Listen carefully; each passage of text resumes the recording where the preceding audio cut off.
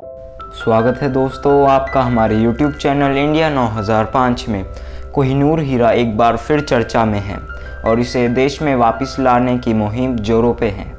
ऐसे में इस बेशकीमती हीरे के बारे में जानने को सभी उत्सुक है, तो चलिए बिना देरी करे वीडियो शुरू करते हैं। और हाँ दोस्तों, इस वीडियो को एंड तक ज़रूर देखें क्योंकि एंड में मैं आपको बताऊंगा कोहिनूर हीरे से जुड़ी एक खास बात। तो चलिए शुरू करते हैं। आखिर क्यों है कोहिनूर इतना खास? कोहिनूर दुनिया का सबसे मशहूर हीरा है। मूल रूप में यह 793 कैरेट का था, पर अब यह महज 105.6 कैरेट का रह गया है, जिसका वजन 21.6 ग्राम है और एक समय में इसे दुनिया का सबसे बड़ा हीरा भी माना जाता था। वर्तमान में कहाँ है कोहिनूर? इस वक्त कोहिनूर हीरा ब्रिटेन के राज परिवार के पास है। लंदन टावर ब्रिटेन की राजधानी लंदन के केंद्र में टेम्स नदी के किनारे बना एक भव्य किला है, जिसे सन 1068 में विलियम दी कॉकरर ने बनवाया था। राज परिवार इस किले में अब नहीं रहते, पर शाही जवाहरात इसमें सुरक्षित है, जिनमें कोहिनूर हीरा भी शामिल है। क्या है कोहिनूर हीरे का इतिहास? कोहिनूर के बारे में यह मान्यता है कि वह कृष्णा नदी के पास कुल्लूर की खदानों में मिला था। ये खदानें आज के आंध्र प्रदेश में स्थित है। 1850 में इसके बारे में चर्चा करते हुए ईस्ट इंडिया कंपनी के डायरेक्टर्स को पता लगा कि यह लोग मानते हैं कि यह हीरा उस समय से करीब 5000 वर्ष पहले महाभारत काल में मिला था। ऐतिहासिक जानकारी यह है कि इस हीरे के बारे में सबसे पहले जिक्र बाबर की आत्मकथा बाबरनामा में मिलता है। बाबरनामा में बताया गया है कि किस तरह उसके प्यारे बेटे हुमायूं ने उसे यह अभूतपूर्व हीरा भेंट दिया था। जब हुमायूं ने इसकी कीमत आंकनी चाही तो बाबर ने उससे कहा कि इतने बेशकीमती हीरे की कीमत एक लठ होती है। जिसके हाथ में भारी लठ होगा उसके हाथ में यह हीरा होगा।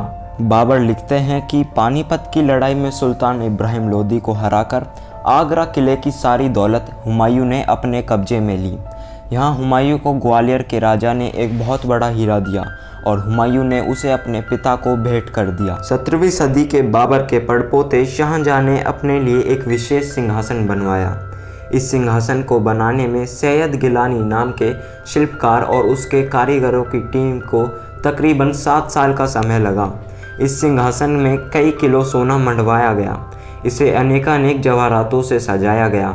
इस सिंहासन का नाम रखा गया तख्ते मुरस्सा। बाद में यह मयूर सिंहासन के नाम से जाना जाने लगा।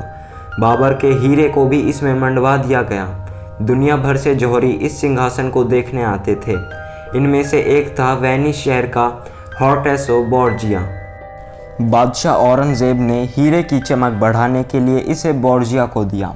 बोर्जिया से काम के दौरान हीरे के टुकड़े टुकड़े हो गए। यह 793 कैरेट की जगह महज 186 कैरेट का रह गया। औरंगजेब ने बोर्जिया से 10,000 रुपये जुर्माने के रूप में वसूले। फिर 1739 में फारस के शाह नादिर ने दिल्ली पर कब्जा कर लिया।